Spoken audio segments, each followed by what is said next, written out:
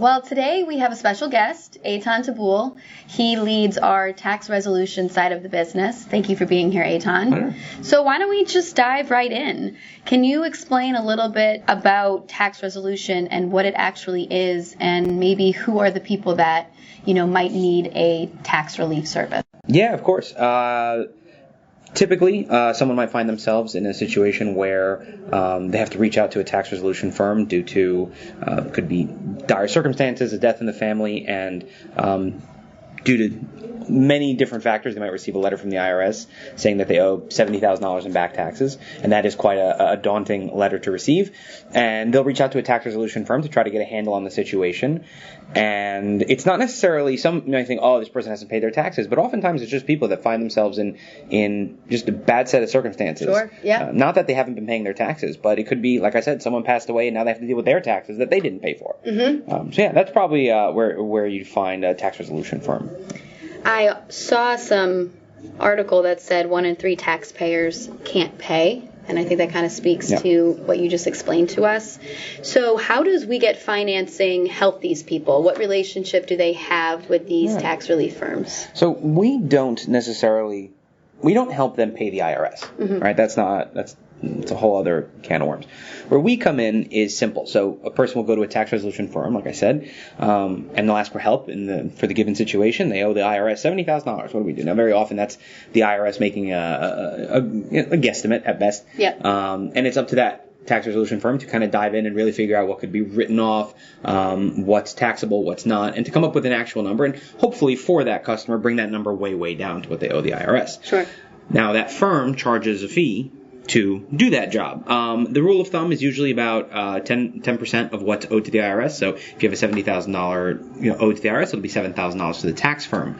And that is still a large sum of money off of them. Someone that's $100,000 would be $10,000 to the tax firm, and it can scale, unfortunately. So where we come in is we help that individual finance the fee to the tax firm. Mm-hmm. So instead of having to put $7,000 on a credit card when you're probably already dealing with a lot of life's less ideal situations and circumstances, we allow that person to pay off that fee over a period of time. Why don't you tell us a little bit about WeGetFinancing's integration into IRS Logics, and maybe a little bit about what IRS Logics actually is? Yeah, of course. IRS Logics is, I would say, the premier CRM used by most tax firms in the United States. And we partnered with IRS Logics because we felt that if you're going to be the all-in-one CRM for this industry, one of the features you should hold on your platform is to be able to offer financing. So partnering with them allowed us to not only better service our merchants, but also bring in new merchants that were looking for financing and now never have to leave their dashboard in order to apply for financing for their clients. Let's say that I'm a customer and I'm calling a tax resolution firm, and I need to finance, like you said, $10,000 to help me handle my tax issue. What does that look like for the consumer? So if I'm calling in, again, to a tax relief firm, what is my experience as a consumer? And also, what is the advantage for a merchant or a tax resolution merchant that's working with WeGetFinancing? Yeah, so I'll start with the customer and then we'll move over to the merchant's side of things. So as far as the customer's concerned, they don't know how much this is going to cost them. They know they've received this letter and they're probably scared. They're probably in a situation where they're not, in a great mental headspace, to be fair. And having that peace of mind of knowing that not only will their case be handled, but they won't be burdened by a massive cost to them in my opinion, is a good thing. For a lot of these, the actual application, I should say, is quite basic. It's fairly simple. It's pretty standard as far as any loan would be. First, middle, last, sell, social, that sort of information, reference. But offers are generated almost instantaneously, and it's very seamless as far as the customer is concerned. On the merchant side of things, you do get a lot of phone calls from people in that situation, and unfortunately, a lot of them can't necessarily pay that fee. Cost per acquisition is a very expensive acquisition in tax. Tax firms pay a lot of money for radio ads, TV ads, mail outs, etc. And trying to help them bring that cost down by allowing them to say yes to more people is an invaluable part of this program. We call it the full credit spectrum program because our program will cover everybody all the way down to a 500 FICO up until as high as it goes. and no other tax firm in the space, no other lender in the space can make that claim. Our financing solution is really all encompassing, and we want to give our merchants the best opportunity to be able to say yes to as many individuals as possible. So number one, we're helping more people get their taxes under, handle their tax situation. But on top of that, we're giving our merchants the ability to say yes more often. How does WeGetFinancing help the lenders, and how do they help the tax resolution firms say yes to more people? You said that you kind of cast a wider net, or that you can go deeper into the FICO range. So one thing that we specialize in is fraud detection, and that gives our lenders a lot more security when it comes to lending in this space, which would be considered a more high-risk space. Just given the situation, you have someone with a tax issue, they might have a hard time paying their monthly bill, I should say.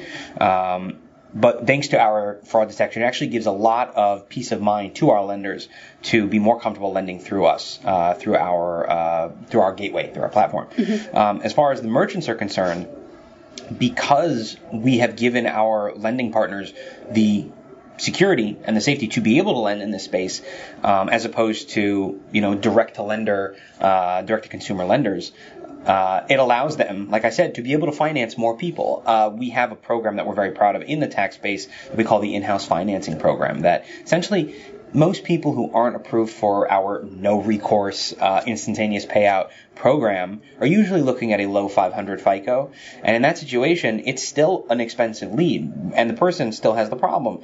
Most tax firms will then take that person, they can't get approved for financing anywhere else, they'll put them on a payment schedule, 0% APR, usually within 6 months, and let's just say you're looking at a $6,000 fee over 6 months because the merchant doesn't want to extend credit for very long. Right. So that'll be $1,000 a month, and that can be a lot of money. Absolutely. Right? Yeah. So our in-house program, what it allows our merchants to do is actually utilize our lenders as the billing and servicing directors, essentially. They're able to attach an APR to that loan, extend credit for 36 months, and bill on behalf of our merchants monthly, and collect for them the principal and interest and pay them out every month. And that, to me, just, you might say, okay, but that sounds like a long version of what they're doing already. They don't want to wait 36 months to get paid. So what we've done is we actually present the merchant with the opportunity to sell that debt after a certain period of time. So if it's a 12-month program, after 2 months, if it's a 24-month program, after 4 months, and if it's a 36-month program, after 6 months. But at the longest they'll wait is 6 months, as long as their clients are making those payments, and they'll actually receive, our lender will purchase that debt from them at a discount. So between that and our no recourse program, that's a 600 FICO and up, we can pretty much say yes to anybody. Do you have any insight into the conversion rate that a tax resolution firm has seen working with WeGetFinancing as opposed to maybe a single lender solution standalone? As far as, who is and is not approved, our rough estimates have been approximately almost twice the approval rate. Thanks to the fact that we can approve, most lenders will stop at around a 650 FICO going and below. Because we'll go all the way down to a 500, factoring that in, we can kind of cut cost per acquisition in half for a lot of these merchants, which, while, the farther and the deeper you go into the FICO range, the more expensive a program could seem. But because we're cutting cost per acquisition in half, you're actually making more money per ticket thanks to this program. I read somewhere that the federal government is investing $80 billion of new funding into IRS enforcement. Yeah. So I imagine that is going to impact the tax resolution industry. But seeing as you're the expert, I'm curious, where do you see tax resolution going in the next few years? So there was an interesting trend over the last couple of years where new lenders would enter the space, not really know what they were getting themselves into. It is a high-risk space. Sure. There's a reason why we're able to do what we do, thanks to our fraud detection plus our partnering with Monterey Financials, our main lending partner in the space. But these lenders would come into the space and try to be as aggressive as possible with the highest payouts, the best terms, and unfortunately that's not a long-term solution to this space. A lot of them would come and go within 6 months. They would realize how expensive it was. They would lose their pants and leave. The difference between them and us is while we have priced ourselves what we consider aggressively in the space, we've also priced ourselves realistically, and we have not changed our payouts since entering this space almost 8 years ago. I think that's one thing that a new merchant can rely on, is that we're not going anywhere. We are a long-standing partner. I've had a merchant of ours calls us old reliable. We're not going anywhere. We approve just about everybody. And in the end of the day, we bring down cost per acquisition. We increase conversion. We give you more opportunity to be able to say yes to more people. So you're actually helping more people in the end of the day. While a lot of these new lenders seem very attractive in the moment, they are oftentimes not realistic. Mm-hmm. And that's why you'll see them come and go. And unfortunately, while you thought you were making money at that time, hey, wait, I made money for that 6 months. Yeah, but you're not ready for the chargebacks and for the recourse that you're going to have to deal with now that lender realizes that they did not make the money they thought they were going to. So, as far as trends that I hope to see is more long-standing relationships. I'd like to see, new lending solutions come and partner with us that are probably more realistic. I don't want to see as many of these small firms, but there will always be somebody trying, and I encourage them to, because they just give me a better example to show to our merchants when they wonder why that program's not working and why ours is. In the context of tax resolution, why do lenders sometimes struggle to fully understand the performance of borrowers, and how does WeGetFinancing bridge that gap? Yeah. Well, we don't have. There's no other space like this. It's a service, but it takes time to get serviced. It's also dealing with the IRS, which is often, can put a lot of people in a situation where they want this handled. Right. So you're not likely to find people that default on purpose.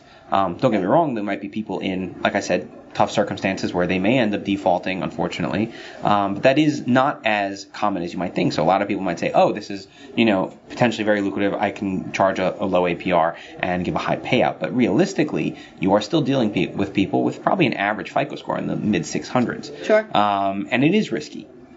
What we do on the front end with our fraud prevention, with our ID confirmation, is kind of give the lenders that security that the person that is applying is the person that they say they are, and can give them an accurate assessment thanks to our back office and our technology that we've put together. So that has really not been something that we've had to deal with too much, is fraud, I think, whatsoever, honestly. And we're also very flexible. We work with lenders to give them what they need to adapt their programs. If a lender feels like they need an additional piece of information gathered on an application, we work with them to make sure that's there, especially if it means we don't have to change the payouts to our merchants, right? It's a twofold relationship. It's with the lenders and with the merchants, and keeping both happy is very important to us. Right. We don't want to, upset one to make the other happy. It's definitely a partnership, and the lenders understand that, and I think that's the most important part, and the merchants understand it, and they know that, like I said, we're more likely to take a price cut than we are to pass it on to the merchants, because, like we said, we want to keep them happy, and we don't want to change our payouts whatsoever. Payouts, like I said, are the same today as they were 7-8 years ago when we started. So yeah, I think lenders in the space definitely have that safety and security working with us, and merchants in the space believe and understand that we're there for them. We're there to work with them and to, like I said, help them say yes to as many applicants as possible. That's good. Well, thank you, Eithan, so much for sharing your expertise, and good luck with the upcoming tax season. Thank you very much.